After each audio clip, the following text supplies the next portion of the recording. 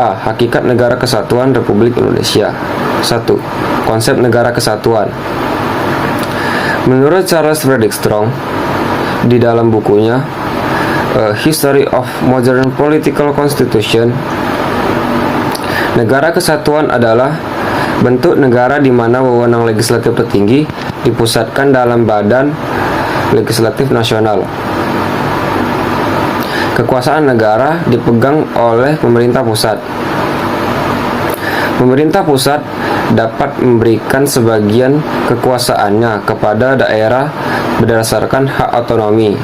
Akan tetapi, pada tahap akhir, kekuasaan masih dipegang oleh pemerintah pusat.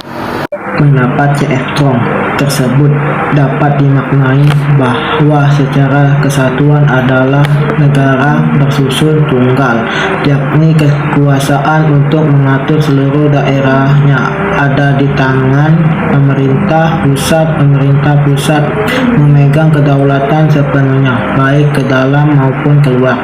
Hubungan antara pemerintah pusat dengan rakyat dan daerahnya dapat dijalankan secara langsung. Dalam negara kesatuan hanya ada konstitusi, satu kepala negara, satu dewan menteri kabinet, dan satu parlemen. Demikian pula pemerintahan, yaitu pemerintah pusatlah yang memegang wewenang tertinggi dalam segala aspek pemerintahan. Negara kesatuan mempunyai dua sistem, yaitu sentralisasi dan desentralisasi. Dalam negara kesatuan bersistem sentralisasi, semua hal diatur dan diurus oleh pemerintah pusat, sedangkan daerah hanya menjalankan perintah-perintah dan peraturan daerah pemerintah pusat. Daerah tidak berwenang membuat peraturan-peraturan sendiri atau mengurus rumah tangganya sendiri. Akan tetapi, dalam negara kesatuan bersistem desentralisasi, daerah diberi kekuasaan untuk mengatur rumah tangganya sendiri.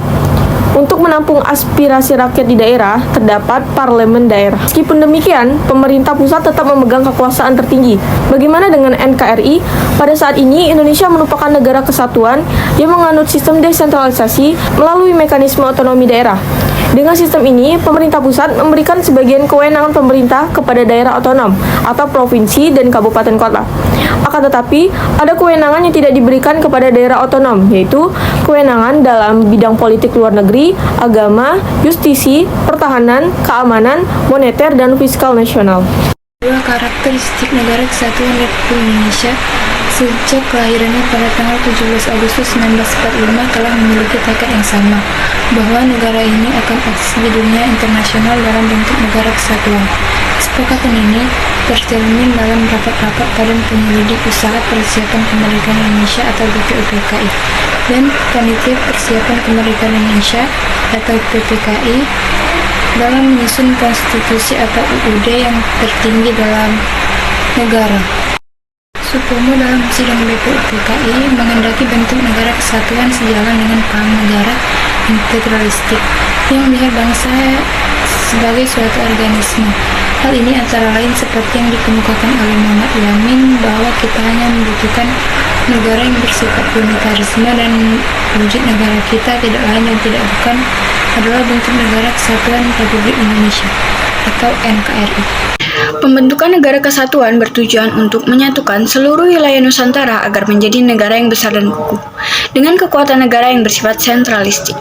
Tekad tersebut sebagaimana tertuang dalam alinea kedua pembukaan Undang-Undang Dasar Negara Republik Indonesia tahun 1945 yang berbunyi, dan perjuangan pergerakan kemerdekaan Indonesia telah sampailah pada saat yang berbahagia dengan selamat sentosa menghantarkan rakyat Indonesia ke depan pintu gerbang kemerdekaan negara Indonesia yang merdeka, bersatu, berdaulat, adil, dan makmur. Perubahan Undang-Undang Dasar Negara Republik Indonesia tahun 1945 mengukuhkan keberadaan Indonesia sebagai negara kesatuan dan menghilangkan keraguan terhadap pecahnya negara kesatuan Republik Indonesia. Pasal-pasal dalam Undang-Undang Dasar Negara Negara Republik Indonesia tahun 1945 telah memperkukuh prinsip Negara Kesatuan Republik Indonesia dan tidak sedikit pun mengubah Negara Kesatuan Republik Indonesia menjadi negara federal. Pasal 1 ayat 1 Undang-Undang Dasar Negara Republik Indonesia tahun 1945 yang merupakan naskah asli mengandung prinsip bahwa negara Indonesia ialah negara kesatuan yang berbentuk republik. Pasal yang dirumuskan oleh Panitia Persiapan Kemerdekaan Indonesia tersebut merupakan tekad bangsa Indonesia yang menjadi sumpah anak bangsa pada 1928 yang dikenal dengan Sumpah Pemuda, yaitu satu nusa, satu bangsa, satu bahasa, persatuan, yaitu satu bahasa. Wujud Negara Kesatuan Republik Indonesia semakin kukuh setelah dilakukan perubahan dalam UUD NRI tahun 1945 yang dimulai dari adanya ketetapan Majelis Permusyawaratan Rakyat yang salah satunya adalah tidak mengubah pembukaan UUD NRI tahun 1945 dan tetap mempertahankan Negara Kesatuan Republik Indonesia sebagai bentuk final negara bagi bangsa Indonesia. Kesepakatan untuk tetap mempertahankan bentuk negara kesatuan didasari pertimbangan bahwa negara kesatuan adalah bentuk yang ditetapkan sejak awal berdirinya negara Indonesia dan dipandang paling tepat untuk mewadahi ide persatuan sebuah bangsa yang majemuk, ditinjau dari berbagai latar belakang dan dasar pemikiran. Undang-Undang Negara Republik Indonesia tahun 1945 secara nyata mengandung semangat agar Indonesia ini bersatu, baik yang tercantum dalam pembukaan maupun dalam pasal-pasal yang langsung menyebutkan tentang Negara Kesatuan Republik Indonesia.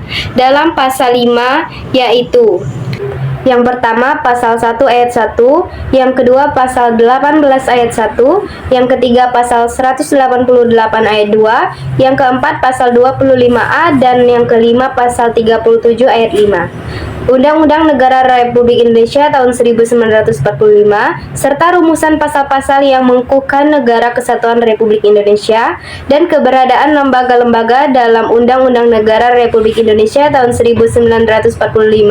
Prinsip kesatuan dalam Negara Kesatuan Republik Indonesia dipertegas dalam alinea keempat pembukaan Undang-Undang Negara Republik Indonesia tahun 1945, yaitu dalam upaya membentuk suatu pemerintahan negara Indonesia yang melindungi segenap bangsa Indonesia dan seluruh tumpah darah Indonesia.